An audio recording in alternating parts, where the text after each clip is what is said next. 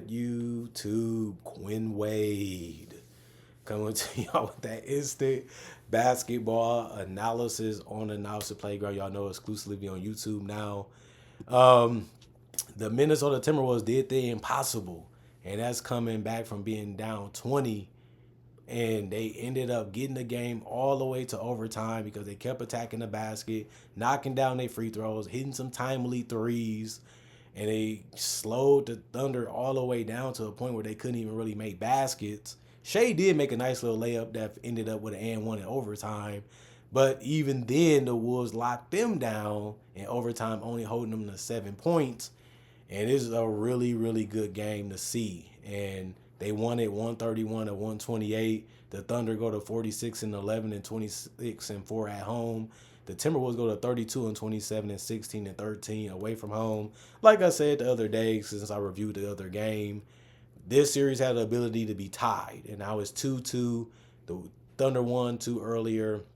The Timberwolves ended up winning the last two. They won the last game, which is this one, and that allowed them to tie the series. And we'll see both of these teams probably in the playoffs. We have to see how things shake down and shake up. And the Thunder, they blew this one. They gave this one away. They just couldn't get anything to go.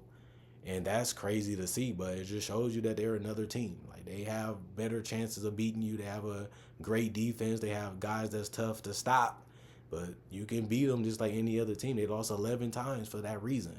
You got to stay locked in. You got to stay focused. You got to try hard, and you got to put everything you have into it as a team to get it done. That's how tough it is to beat the Thunder. It took them to overtime to get it done, to do it. And even then, it was tough because they started off trailing in overtime. But the Thunder won the first quarter 32 to 28. They won the second quarter 32 to 17. And you thought it was over at that point, especially when they also won the third quarter 38 to 35. But it was that 41 to 19 run that really allowed them to get all the way back in the game and tie it. And then they was able to win it in overtime. Man, was this game crazy. And they ended up getting it done. And I'm still mind blown by how this game played out. But Jaden McDaniel was a big reason why, because he was 9 of 16 from the field, got a lot of easy opportunities and a lot of easy buckets, and he ended up going for 20 and 10. He had 27 points, 10 rebounds. Two of his rebounds were offensive. He also had 4 assists and 2 steals. He only had 1 turnover and 2 personal fouls in 42 minutes. That's excelente. -3 and plus minus. Nas Reed hit some big shots too. Even though he wasn't as efficient, he was 7 of 21 from the field. He was 2 of 8 from 3, but he was 6 of 6 from the free throw line, and he had 22 points and 10 plus rebounds with 11. 2 of those rebounds was offensive. He also had 3 assists, and he had 2 turnovers and 2 personal fouls. He was a +3 and plus minus. Mike Conley hit some big bomb threes back to back. He finished 3 of 5 from the field and 2 of 4 from 3. And he had 1 assist, 1 turnover, 3 personal fouls, -8 and plus minus for him with 8 points. Anthony Edwards was a reason why they was trailing. Then he kind of just let his teammates bail him out. What you should do is either you have it or you don't, but your teammates are on the court for that same reason, because they can help you out and they can do what they need to do to help y'all win. And that's why it's a team sport. And that's why it was an impressive win, because he went 5 of 15 from the field and 1 of 6 from 3. He had some huge turnovers, and he was 6 of 10 from the free throw line, but he still finished with 17 points and 13 rebounds, giving them 3 guys that had double-doubles with rebounds. 2 of them was offensive. He had 8 assists, 1 block, 4 turnovers, 4 personal fouls. He was a -7 and plus minus.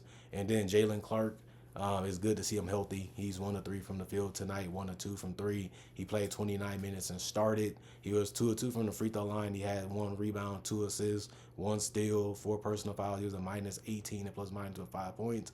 And Luka Garza, 1 of 4 from the field, 0 of 3 from the three-point line, 1 steal, 1 block, -7 plus minus with 2 points.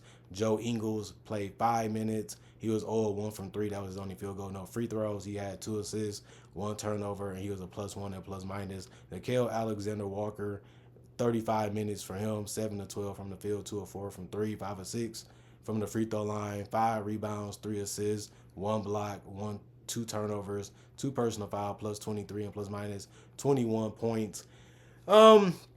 him and Terrence Shannon and Rob Dillingham, they really brought good energy, and they really competed defensively. And you have to love the fact that they was able to put the ball in the basket in those minutes that they played, which was a huge amount. I mean, Nickel ended up playing 35, Terrence Shannon 29, Rob Dillingham is a rookie and he played 26, and they just had a huge impact on this game. And it was just good to see because Terrence Shannon was 7 to 10 from the field. He was 0-1 from 3, but he made all his free throws. He was 3 of 3. He even had 10 rebounds and 17 points. And two of his rebounds were offensive with 1 assist, 1 steal, 2 blocks, 1 turnover. He only had 4 personal fouls in 29 minutes. That was probably the worst thing that he did. But he was plus 12 and plus minus overall. Rob Dillingham, he was 4 of 10 from the field and 1 of 3 from the 3 point line. He was also 3 of 3 from the free throw line. He did have 4 rebounds and 2 of them was offensive, 5 assists, 1 steal that really helped, and 1 turnover and 2 personal fouls. And he was a plus 19 and plus minus with 12 points. Their scoring, their defense, their ability to do other things on the court while they was in the game really changed this game and how they was able to win it and get back in the game too to be able to win it. And I'm just like, the two guys on this bench didn't do a crazy amount, but the other three did a lot. And that was probably the reason why they won this game, in my personal opinion. But the rest of the guys, they did not play coach's decision. They was 44 at 97, 45% from the field, 9 of 32, 28% from three, 34 of 39, 87% from the free throw line. 54 rebounds, 11 of them was offensive, 29 assists, 6 steals, 5 blocks, 13 turnovers, and 23 personal fouls. And it took them 131 points to be able to beat the Thunder because they were just struggling to score. They were like, the Thunder were just stuck at one point. And that was the reason why they ended up losing this game. And I was saying that a lot, like, they need another scorer to go along with Shea and Jalen Williams. They really do, because Chet Fetch Holmgren wasn't even out there tonight.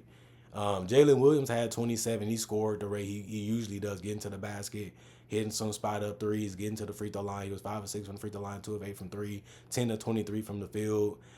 He had 6 rebounds, 2 of his was offensive, 6 assists, 1 steal, 1 block, 3 turnovers, 3 personal fouls. He was a -5 and plus minus. Hardenstein, he only played 16 minutes. He was 1 of 4 from the field, 0 of 1 from 3 with 2 of 2 from the free throw line. He had 5 rebounds, 4 of them was offensive, 2 assists, 1 block, 1 turnover, 3 personal fouls for him. He was a plus 13 and plus minus with 4 points. Shea Gilgeous-Alexander continued his MVP campaign in a loss. He was 11 of 20 from the field, which was efficient. Also from 3 of 5 there, 14 of 17 from the free throw line. He tried to will this team to the win, and he finished with 39 and 10. He had 10 boards. One of his boards was offensive. He had 8 assists, 4 turnovers. He had 5 personal fouls in 42 minutes. He was a plus 2 and plus minus. Lugens Dort could have did more. I always say he's a guy, you love what he can do defensively, but you need way more of him offensively against better teams. He played 29 minutes. He was 2 of 10 from the field, 1 of 5 from 3, 0 of 2 from the free throw line, 3 rebounds, 1 of those offensive, 1 assist, 1 steal, 1 block, 1 turnover, 2 personal fouls. He was a -22 and plus minus with 5 points. Cason Wallace, he had 12 points. He was 5 of 11 from the field, 2 of 8 from 3.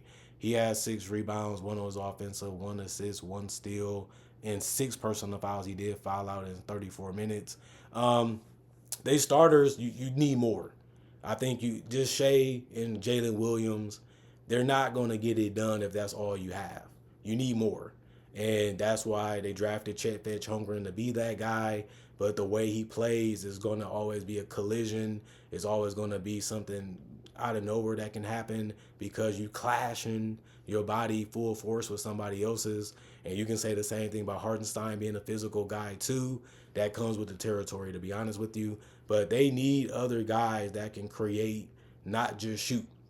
And Aaron Wiggins is the guy that I look at that can be that guy for them.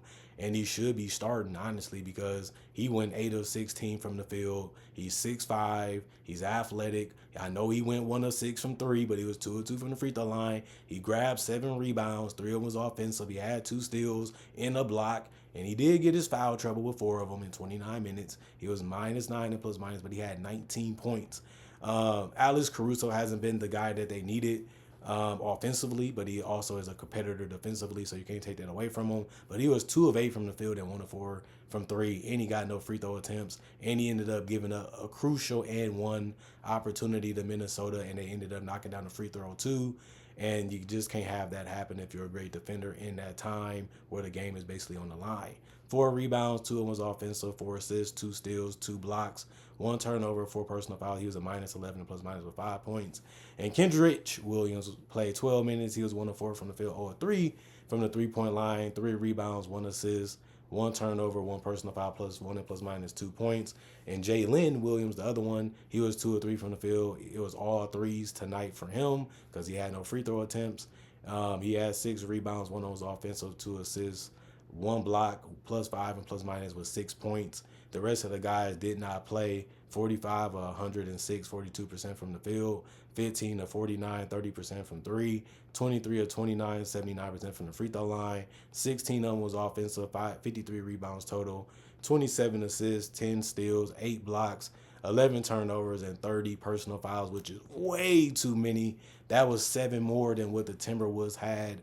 Plus, they ended up getting a less assist, and they actually got out rebounded too. So it wasn't by much, but the Thunder put themselves in a situation where they can lose, and the Wolves took that chance and went for it, aimed for the head, and got it knocked off. And that's what you have to do to beat the Thunder. Even when the Thunder play like this, they're still that tough to beat. And Shea is a big reason for that. And he is a closer in this league. And Jalen Williams, if he would have shot the 3 just a little bit better, they probably win this game. But it wasn't meant to be. It didn't happen. And the Wolves are celebrating. They knew that they could do it. They did it already the season before. And now they're showing you that some teams in the West, we don't fear the Thunder. We know it's going to take commitment. We know we're going to have to be on a string. We know we're going to have to bring our A game the entire 4 quarters because, man, this team is tough. But they got it done. And that's why you have to laugh it off because it's true. Other than that, comment, like, subscribe, share, and hit the notification bell for more analysis. And if you're new to the channel, I do conversation videos just like this and different varieties. Also do breakdowns with real footage of legends, current legends, rookies, future stars, and also do draft coverage and mock drafts too. If you love that type of content, I got over 3,000 videos that you can go watch and see and make you probably want to be a fan or want to subscribe or give you something to watch in your free time. Even if you're just interested, that's still a way to support this channel too. And I appreciate it. Thank y'all for appreciating the videos for what they are. Y'all have a blessed day. My social medias are on my channel. My email is on my channel if you want to reach out to me or see some other things I do besides make NBA content on YouTube. And other than that, I'm gone for now. See you guys later today with more analysis. And man, the Thunder, they coughed this one up. This was a game they gave away. This should be no way that they lose this game. But it just shows you that if you do the best you can, anything can happen. And this game is crazy that Anthony Edwards and these guys were just putting themselves in tough situations, even when they was on the verge of making that run. And they still had enough heart and a lot of fight in them to get those stops, to put themselves in a position to force that overtime and win the game in overtime, because you knew the Thunder was going to come right back, but they put them in their place and got it done.